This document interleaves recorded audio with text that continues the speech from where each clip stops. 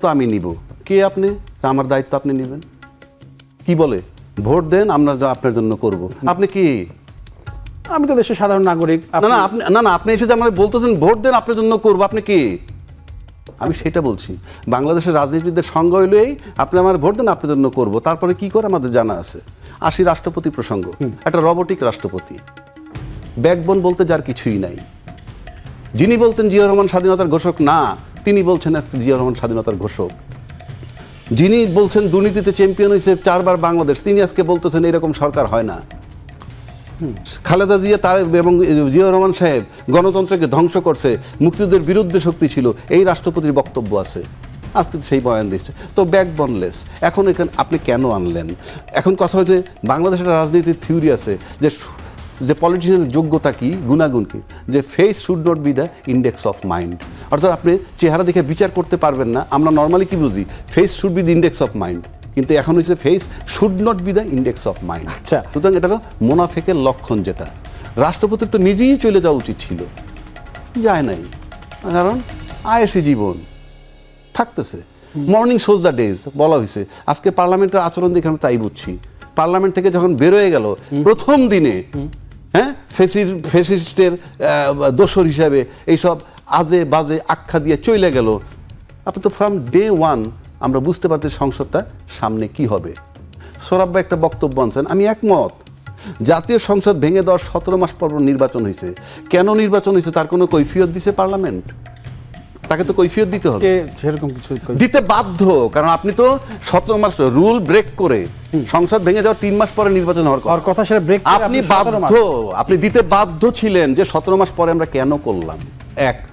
17 মাস পরে আমি সংবিধানের মধ্যে আছি কিনা, সংবিধানের মধ্যে থাকলে কিভাবে, না থাকলে কিভাবে, দুইটি আপনি ব্যাখ্যা দিতে বাধ্য।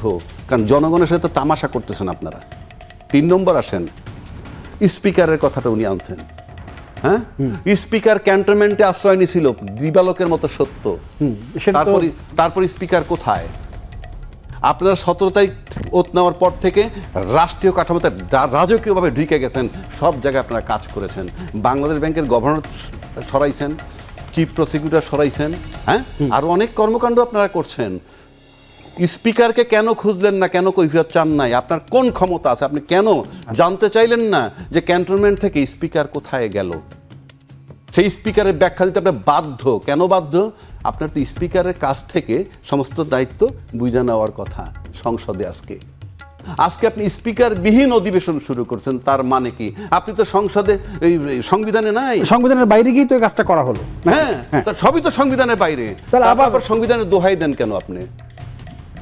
আপনি তো সংবিধানের বাইরে করছেন। আপনি স্পিকারকে আদৌ খুঁজেন, এখনো ব্যাখ্যা দেন নাই। গত 30 দিনের মধ্যে, 30 দিন অধিবেশনে যাওয়ার আগে আপনার ব্যাখ্যা দেওয়া উচিত ছিল। কোথায় স্পিকার? ক্যান্টনমেন্টে আশ্রয় নিয়েছিল। আমরা যখন একটা হত্যা মামলার আসামি খুঁজি, তখন লাস্ট খুঁজি, উনি সবশেষে কার সাথে কথা বলেছিলেন, কিংবা সবশেষে কার সাথে রিক্সায় উঠেছিলেন। তাহলে সবশেষ স্পিকার ছিল ক্যান্টনমেন্টে। এরপর আজকে কেন স্পিকার শূন্য আমরা অধিবেশন শুরু করলাম? বলা উচিত ছিল, বলেন নাই। 4 নম্বর আসেন, আমরা আজকের পত্রিকায় পেয়েছি বর্তমান প্রধানমন্ত্রী বলছেন সংলাপ ও ঐক্যমত্যের ভিত্তিতে জাতীয় গুরুত্বপূর্ণ ইস্যু সমাধান করতে চায় সরকার। সংলাপ আর ঐক্যমত্যের ভিত্তিতে, ইটস এ ভেগ টার্ম। গত 8 মাস আমরা টানা সংলাপ করেছি, কিছুই তো হয় নাই, কিছুই হয় নাই। এবং আপনার নির্দেশে বা আপনার অনুরোধে মানুষ গণভোটের পক্ষে ভোট দিছে। সেখান থেকে আপনারা এখন পিছপা দিয়ে গেছেন। 2টা ওত নেওয়ার কথা, আপনার একটা ওত নেন নাই। তো আপনি কিসের সংলাপের কথা বলেন? যখন সরকারটা আসলো 106 ধারা মোতাবেক, এটা তো জানেন, এবং সেখানে বলছে যখন সাংবিধানিক শূন্যতা দেখা দেয় এরকম, তখন এরকম একটা সরকার বসানো যেতে পারে। এবং সেই সরকারটা কি সরকার? প্রধানমন্ত্রী বলছিল কি? অন্তর্বর্তীকালীন সরকার। ওইটা কি সংবিধানে আছে? নাই। তাহলে সে সাংবিধানিক সরকার না, এটা বিশেষ সরকার, যার নাম অন্তর্বর্তীকালীন সরকার। নাম্বার 2, উনি 106 ধারা মোতাবেক বসাইছেন, সাংবিধানিক শূন্যতা দেখা দিছে বইলা সুপ্রিম কোর্টের সুপারিশে। নাম্বার 3, উনি একজন অসাংবিধানিক সরকার। কে? ইউনূস সরকার, যার কথা বলছি। আচ্ছা। নাম্বার 4, উনি অনির্বাচিত সরকার, বাট জনসমর্থিত। অনির্বাচিত, অসাংবিধানিক, বাট জনসমর্থিত। দলমত নির্বিশেষে সব কীট পতঙ্গের মতো গিয়ে বঙ্গভবনে বসছে তাকে বসানোর জন্য। বসাইয়া কারো বড় সিনায় বল ছিল না বলার আপনি 3 মাসের মধ্যে নির্বাচন দিয়ে চলে যান সংবিধান মোতাবেক, কেউ উচ্চারণ করে নাই, করছিল ওতে। তার মানে কি ওই সরকারটা সাংবিধানিক না, ওই সরকারটা নির্বাচিত না, ওই সরকারটা অনির্বাচিত বাট জনসমর্থিত। সুতরাং তার কারো কাছ থেকে ওত নিতে হবে। তাই শাহাবুদ্দিন সাহেব তখন তারা যে চিফ জাস্টিস যেই ওত দিত সেই ওত নিতেন। কিন্তু আজকে যখন নির্বাচন হয়েছে গণতন্ত্রের নামে, নির্বাচনের পার্লামেন্টে ঢুকছে, তখন ডেফিনেটলি তারা বলবে আমরা ফেসিজমের দোসর, যারা তাড়াইতে চাইছিল, যাকে তাড়াইতে পারে নাই বিএনপির কারণে আর সেনাবাহিনীর কারণে, যেটা প্রেসিডেন্ট নিজে বলছে। সুতরাং তার অধীনে তার ভাষণ তারা শুনবে না। এখন আজকে অতনিতে এসে যখন আজকে যখন পার্লামেন্টে ঢোকার পরে যখন ভাষণ, তার আগেই বলছে আমরা এই ফ্যাসিস্টের দোসর যে তার ভাষণ শোনার জন্য তৈরি নই। এখন বিএনপি যদি তার আইনে থাকে, বিএনপি একটা স্টাবলিশ দল, তাদের রাষ্ট্রপতি বানানোর ক্ষমতা আছে, রাষ্ট্রপতি বানাইলে ওই রাষ্ট্রপতি একই ভাষণ দিত, কারণ যে ভাষণ ইনি দিচ্ছেন। কিন্তু আমার কাছে মনে হয় শাহাবুদ্দিন সাহেবের রাখার মানেটা হচ্ছে এই, নাম্বার 1 আওয়ামী লীগ নিয়ে তারা হয়তো চিন্তিত আছে, নাম্বার 2 দে হ্যাভ শোন এ থাম টু জুলাই চেতনা, মুখে যাই বলুক যে তোমরা যাকে সরাইতে চাইছো তাকেই আমরা রাষ্ট্রপতি হিসেবে রাখি। গৃহীত হবে, এই তো তারপর আলোচনার পরিপ্রেক্ষিতে গৃহীত হইলে লাগে কি, সিঙ্গেল মেজরিটি বলেন আর 2/3 মেজরিটি বলেন, সবই তো সরকারের আছে। সুতরাং যারা পার্লামেন্টে আসবে বিরোধী দল, তারা হয়তো বিভিন্ন গ্রাউন্ডে, আজকে আমি যে কথাগুলো বললাম সেই প্রশ্নগুলো আনা উচিত, এটা তো ওনার ভাষণে আসে নাই। স্পিকার কোথায়, 17 মাস পর নির্বাচন, আলোচনা হওয়া উচিত, এগুলো ডেফিনেটলি হওয়া উচিত, এটা কৈফিয়ত দেওয়া উচিত। এখন সেটা করার পর এবং তাকে সমর্থন না করে আবার ওয়াকআউট করতে পারে, কারণ আপনি সমর্থন এটা তো সেকেন্ডারি, কিছু আসে যায় না। কিন্তু আমি একটা লক্ষণীয় বিষয় দেখেন, আমি সরকারের কতগুলো বিষয়ের দিকে আমি তাকাই। আজকে পার্লামেন্টারি অ্যাফেয়ার্স বলতে একজন বিচার আছে, মন্ত্রী আছে, ওই আইন বিচার এবং সংসদ। আমরা যে এই সংসদ অধিবেশনটা হইল প্রাথমিক, আমরা কিন্তু আইনমন্ত্রীর কোথাও কোনো চেহারা দেখি নাই, কোনো বক্তব্য পাই নাই। তার রোলটা তাহলে কি? মানে আমি কেন কথাটা বললাম, অধ্যক্ষটা বসবে, পার্লামেন্টারি অ্যাফেয়ার্সের মন্ত্রীই তো সে, সেক্ষেত্রে আমি তার তেমন কোনো উদ্যোগ আমি দেখি নাই। মানে এটা আমার কাছে মনে হয় কি যে ভিতরে একটা লড়াই বোধহয় চলতেছে। কেন বলছি, যেমন ধরেন একটা অ্যাটর্নি জেনারেল এখনও নিয়োগ হয় নাই, অ্যাটর্নি জেনারেল কিন্তু এখনও নিয়োগ হয় নাই। বলতে পারেন যে ভারপ্রাপ্ত দিয়ে চলতেছে, তো আপনি যেখানে গভর্নর পাল্টায় ফেলাইলেন, আপনি যেখানে চিফ প্রসিকিউটর পাল্টাইলেন, রাষ্ট্রের প্রধান আইনবিদ কেন দিতে পারলেন না?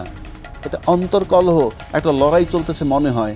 কেননা আমি দেখলাম আইনজীবী ফোরামের একটা ইফতার পার্টিতে, সেই ইফতার পার্টিতে দেখলাম আজকে ডেপুটি স্পিকার যিনি ছিলেন কায়সার কামাল ছিলেন, জয়নাল আবেদিন সাহেব ছিলেন, মাহবুদ্দিন খোকন সাহেব ছিলেন, আমাদের স্বরাষ্ট্রমন্ত্রী সাহেব ছিলেন, বাট উনি ছিলেন না এই আইনমন্ত্রী। উনি কিন্তু লয়ের ছাত্র, অ্যাটর্নি জেনারেল ছিলেন, বিচার বিভাগের মানে আইন ও বিচার বিভাগের মন্ত্রী উনি, ডেফিনেটলি ওনার থাকার কথা, কিন্তু থাকলেন না। এখন এটা নিয়ে আমাকে এটা দৃশ্যমান যে জিনিসটা দেখা যায়, তাতে মনে হয় কোথাও যেন একটা শীতল লড়াই চলছে। এটা তো ভালো লক্ষণ নয়। একটা সরকার যে শুরু হইলো তাতে এটা ভালো লক্ষণ নয়। সেই জিনিসটা আমি বলতে চাচ্ছি। ক্ষমতায় আসছে যে সরকার, শেখ হাসিনা সরকারও ছিল। শেখ হাসিনা বাংলাদেশের প্রশাসনের যেভাবে ব্যবহার করতে পারছে, তার 20 ভাগের 1 ভাগও এই বিএনপি ব্যবহার করতে পারবে না। সুতরাং বিএনপি শেখ হাসিনার মতো শক্তিশালী সরকার কখনো হতে পারবে না, 1 নম্বর।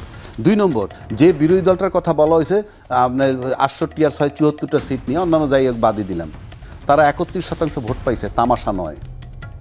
31% ভোটের মালিক যারা ভোট দিছে। আর রেজওয়ানা চৌধুরীর বক্তব্যতে মনে হয়েছে যে তাদেরকে থামানো হয়েছে ক্ষমতা না আসা থেকে, ক্ষমতায় আসা থেকে তাদেরকে থামানো হয়েছে। তার ইঞ্জিনিয়ার সে বলছে সম্প্রতি, বলছে উগ্রপন্থী, প্রথম বলছে জামাতের কথা, পরে তার মানে বোঝা যায় যে তাদের স্পিড কি। 3 নম্বর হলো তারা ত্যাগী যে ছেলেপেলেগুলো ওখানে আছে, তাদের যে মোরাল কারেজ, সেই মোরাল কারেজ সরকারের নাই।